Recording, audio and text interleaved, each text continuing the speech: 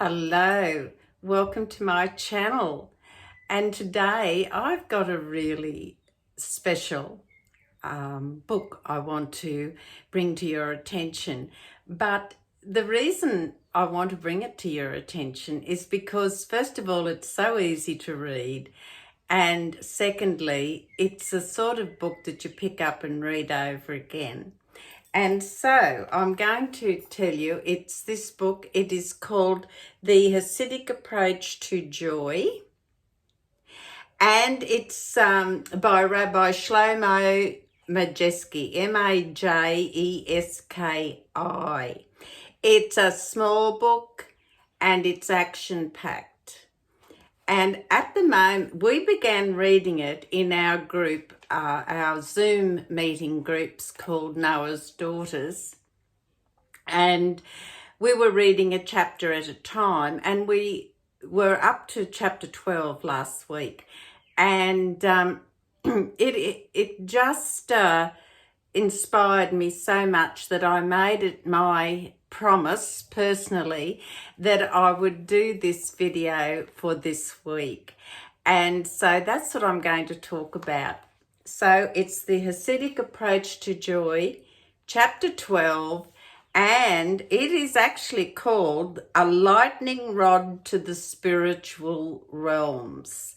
So that might just give you a little hint as to how dynamic it is, and it's all about be simka, which means in a state of joy.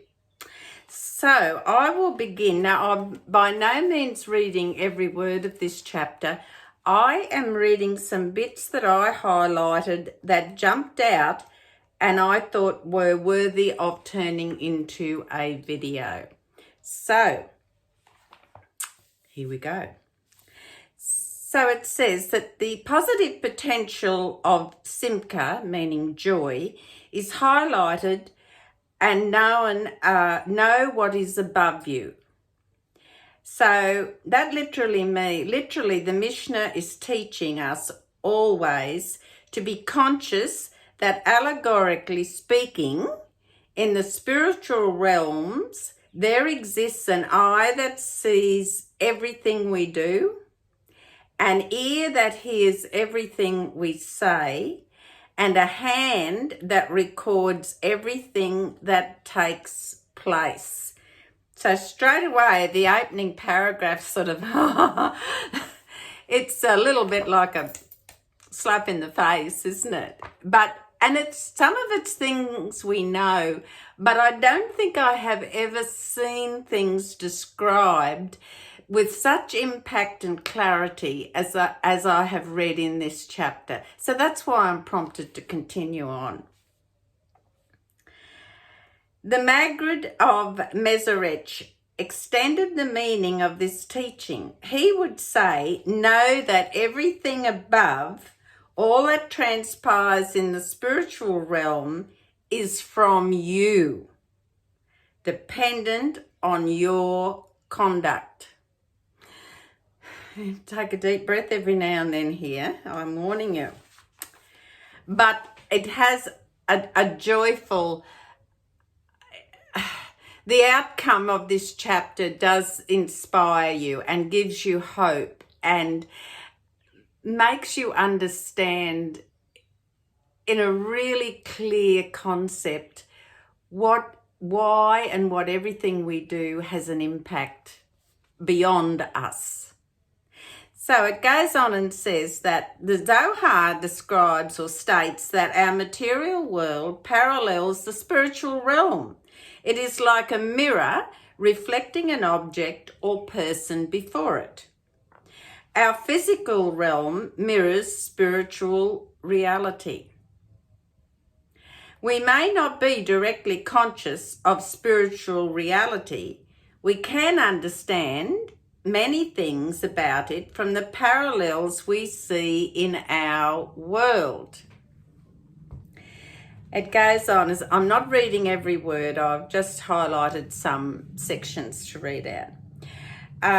If we want to develop a better understanding of the interaction between God and the world, or in different words, the spiritual realm and the physical realm, we can focus on the relationship between the body and the soul, the neshama and the guf. So we will continue on here. I do have an aeroplane buzzing around in the area somewhere. May interfere with the audio a little bit.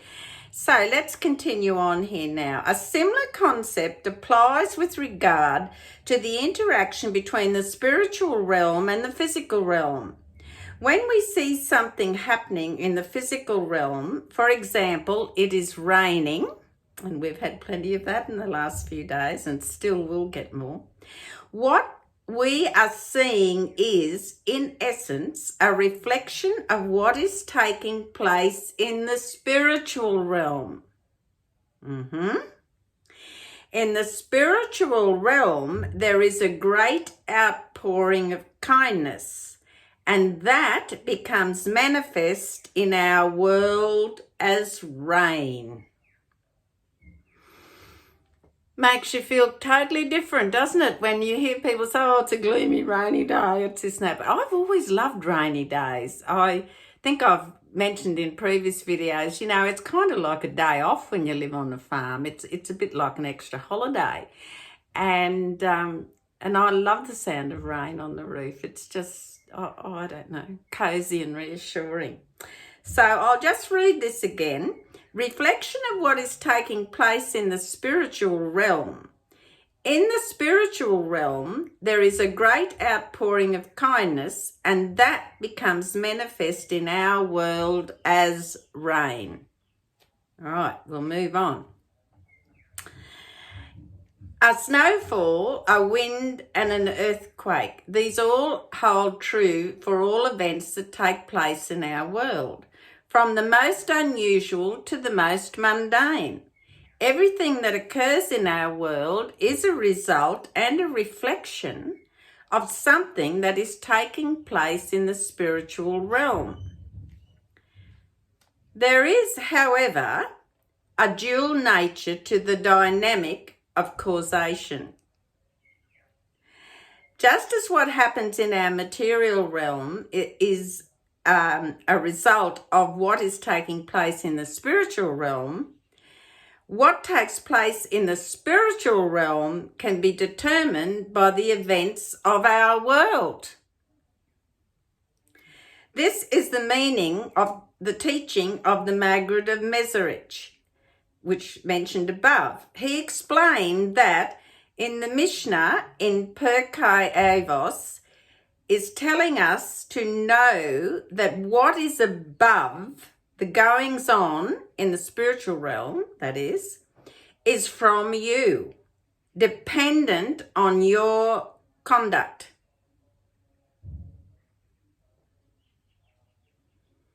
I'll read that again. Know that what is above, the goings on in the spiritual realm, is from you. It's dependent on your conduct. We mortals determine the nature of the influences active in the spiritual realm. So we're a bit like on a tipping scale system here, aren't we? Our behaviour can tip the scales one way or the other. So, furthermore, it goes on and says, and so when we move our hands, we're also activating the spiritual counterpart of our hands.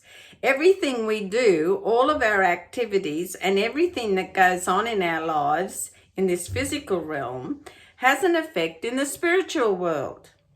In particular, there are 3 phases in this cycle. Our deeds, the effect that activity has in the spiritual realm, and the reflection of the activity within the spiritual realm in our material world. Keep that in mind. For example, when someone is not well, God forbid, and a friend decides to give charity in his merit or her merit, the friend's gift activates God's attribute of chesed, meaning kindness, in the spiritual realm. This in turn becomes manifest in our world in the improvement of the sick person's condition. And I know it has been mentioned many times by people other than myself that to give tzedakah, to give charity, to offer prayers, etc., put a coin in before you pray, all is a good reflection, all points towards an improved result. So if you're praying for somebody else, there's a blessing for the person you're praying for and a blessing for you as well. So that is just a clarification there. I'll read it again. When someone is not well, God forbid, and a friend decides to give charity in his or her merit, the friend's gift, meaning that charitable gift, activates God's attribute of chesed, which is kindness, in the spiritual realm. This in turn becomes manifest in our world in the improvement of the sick person's condition. Now, continuing on, the Baal Shem Tov explains a similar idea, commenting in the verse, God is your shadow, and a shadow protects us from sun. God shields us. The Baal Shem Tov, however, offers an extended interpretation, explaining that just as a shadow mirrors a person's actions, the nature of the influence that flows from God to the world will be a reflection of the nature of our activities. So, a reflection of the nature of our activities. Thought-provoking. The same idea is reflected in the Maggid's interpretation of the Mishnah. Know what is above you. That what is above is dependent on you. Everything that happens in the spiritual realm is determined by our behavior, because whatever we do activates the counterpart in the spiritual realm. And that spiritual activity brings about changes in our world. When I show compassion to another person, that motivates God to show compassion. See how it works? Similar concepts apply with regard to speech. Everything said in our realm activates a counterpart in the spiritual realm. So when we say good things, positive influences are generated in the spiritual realm. And if, God forbid, we say unfavourable things, negative influences are generated. Whenever anyone gives a blessing, the blessing has power. For the person's statements create effects not only in our world, but in the spiritual realm. When he speaks words of blessing, he is actually generating a blessing in the spiritual realm, and that blessing can affect change in our world. So, are you getting the idea that what we say, do, and think can have an effect above and with us as well? The converse is also true. For this reason, the Torah forbids cursing another person. For this can also, heaven forbid, have another effect. So, you know, in a previous video, I've talked about that little dent on our top lip there. Everyone's got that little indentation. It's like a God's brand, God's fingerprint on us. But it's that, why did he put the fingerprint there? I'll tell you why. To make us conscious of what is coming out of our mouth. That's a fact. We sometimes should do this before we have to say something that may even be a bit controversial. We probably should give our little dent a little pat there and say, Now, so it goes on and says that, you know, if you think positively, then the outcome will be good. It goes on then and says, when a person, this is lovely, when a person is in high spirits, he functions better. And thinking positively itself brings about positive changes. By envisioning good in one's mind, one creates positive spiritual influence that enables that picture to materialize. Fascinating. This is the basis of the Hasidic explanation of one of the most fundamental principles of Judaism, called bitachon. Bitachon means confidence and trust that God will help. It is a point of faith. He is God. He is capable of doing anything.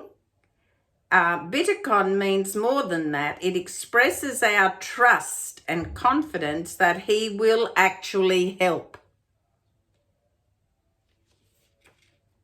Bitachon is not euphoric escapism, and that's an important thing to remember.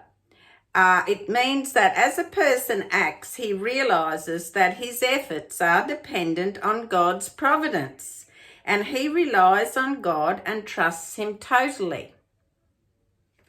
Besides giving a person the confidence and inner strength to face challenges, this approach also generates positive divine influence. Positive thoughts serve as catalysts that promote favourable circumstances for us. Now we can appreciate the importance of simcha. Be simcha. Be happy. Be joyous. He creates simcha in the spiritual realm, for everything that happens above is dependent on you, meaning you and I. Okay. When we are simcha in both a physical and spiritual way, we bring joy to ourselves, our families, and all the people around us. Now, let me just pause there. You've probably all been in a room full of people or been at a function or be it family or workplace, and there's always that one person who just radiates and lightens up the room when they come in. It could be a number of reasons. They could have an infectious laugh. They are always friendly or obliging, or there's something almost spiritual, I guess you could say. They have an essence that enthuses you, that brightens the place up. And when that person's not there, the people say, oh, so-and-so's not here, or what have you. So we all can think of somebody that comes along and just makes your experience an even better experience simply because of their presence, their smile, or something they may say to you.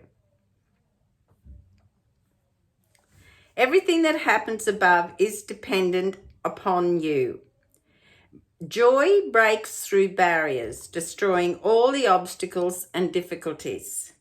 When a person is happy, he stands above all his personal limitations and weaknesses, like the person that comes into the room.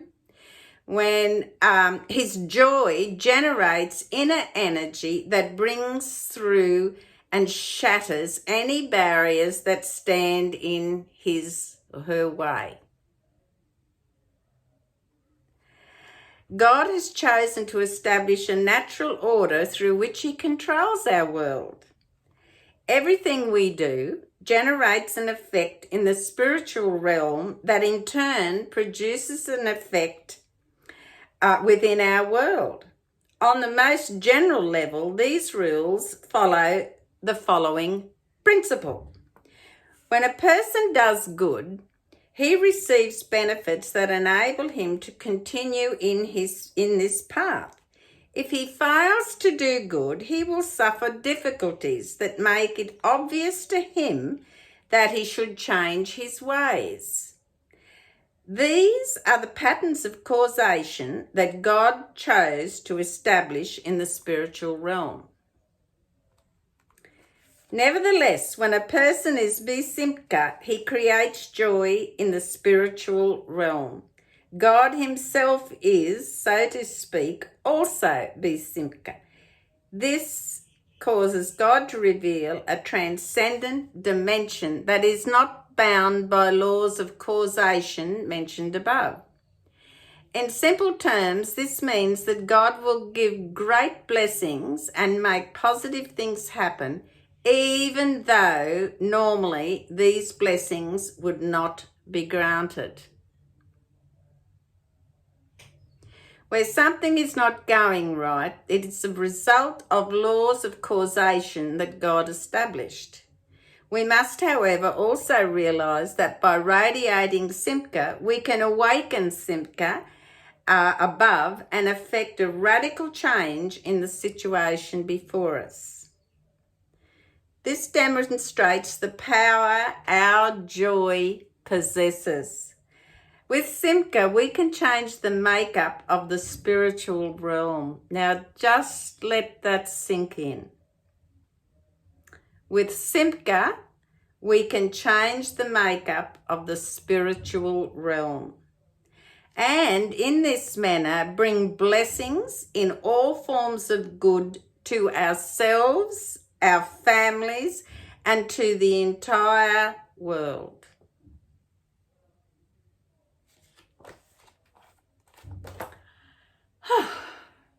Really need to take a deep breath, don't we? It's mind-boggling. It just encapsulates and explains everything in a way that we can all say, oh, yes, oh, now I understand. Oh, now I know why that happens.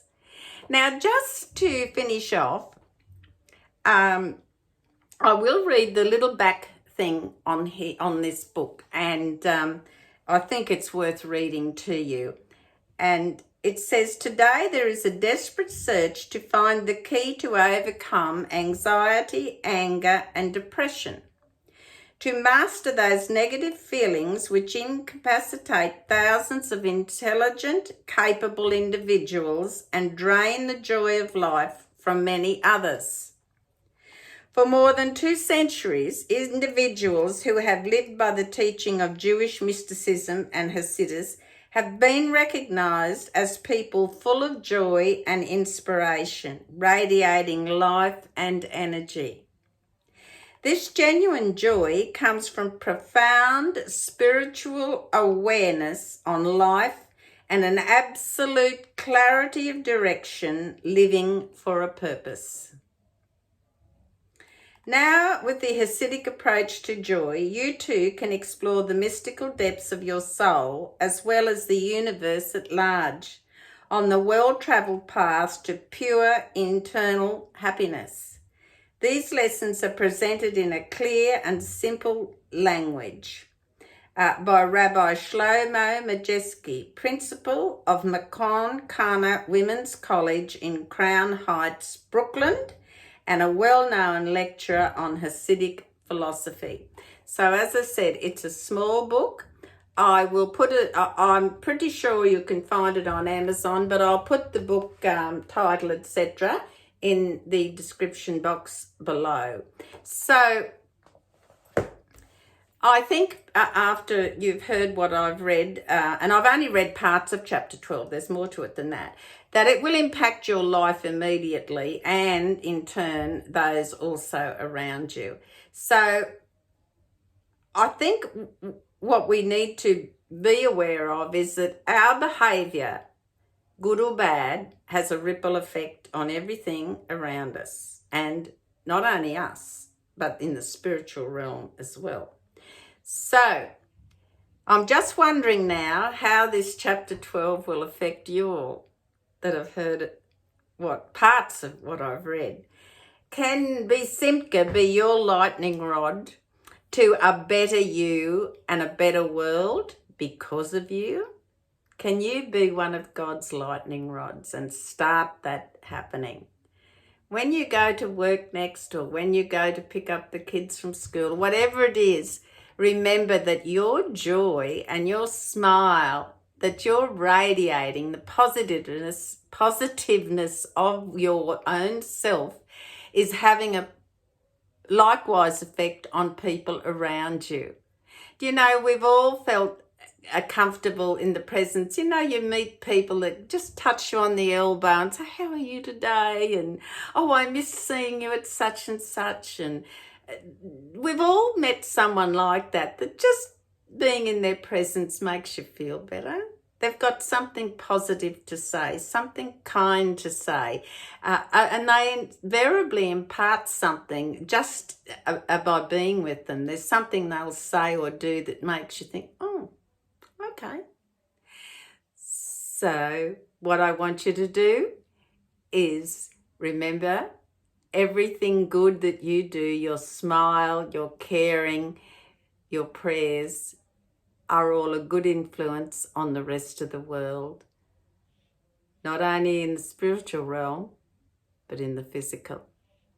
So in the meantime, please take care and God bless you all.